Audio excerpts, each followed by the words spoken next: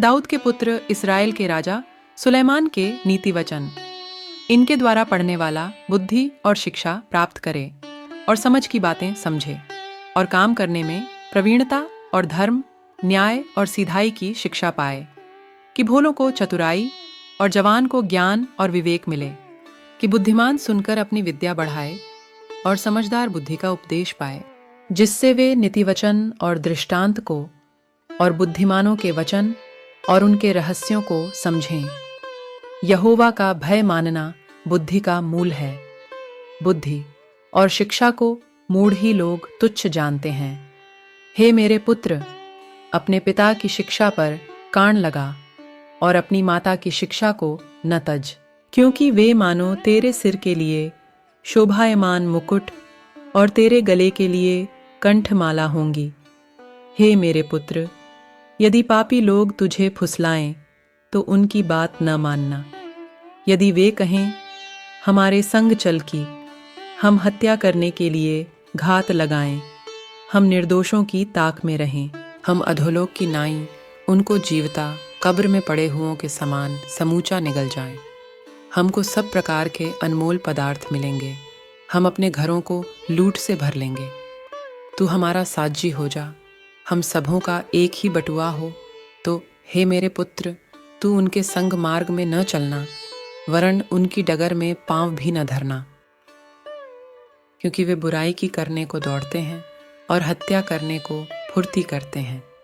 क्योंकि पक्षी के देखते हुए जाल फैलाना व्यर्थ होता है, और ये लोग तो अपनी ही हत्या करने के लिए घात लगाते हैं और अपने ही प्राणों की घात की ताक में रहते हैं। सब लालचियों की चाल ऐसी ही होती है, उनका प्राण लालच ही के कारण नाश हो जाता है।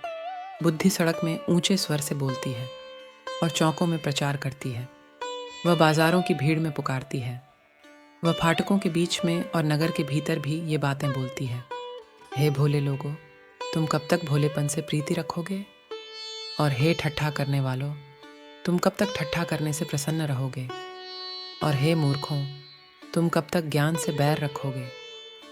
तुम मेरी डांट सुनकर मन फिराओ। सुनो, मैं अपनी आत्मा तुम्हारे लिए उंडेल दूंगी। मैं तुमको अपने वचन बताऊंगी। मैंने तो पुकारा, परंतु तुमने इनकार किया, और मैंने हाथ फैलाया, परंतु किसी ने ध्यान न दिया।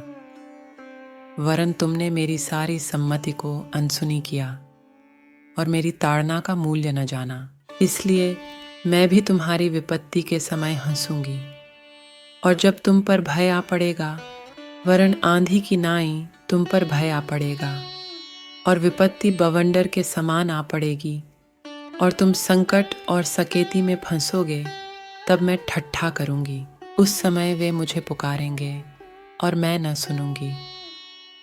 वे मुझे यत्न से तो ढूंढेंगे, परंतु न पाएंगे, क्योंकि उन्होंने ज्ञान से बैर किया और यहोवा का भय मानना उनको न भाया। उन्होंने मेरी सम्मति न चाही, वरन मेरी सब ताड़नाओं को तुच्छ जाना।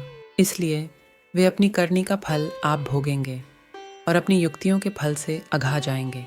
क्योंकि भोले लोगों का भटक जाना उनके घात किए जाने का कारण होगा, और निश्चिंत रहने के कारण मूढ़ लोग नाश होंगे। परंतु जो मेरी सुनेगा वह निडर बसा रहेगा और बेखटके सुख से रहेगा। नीति वचन भाग 1।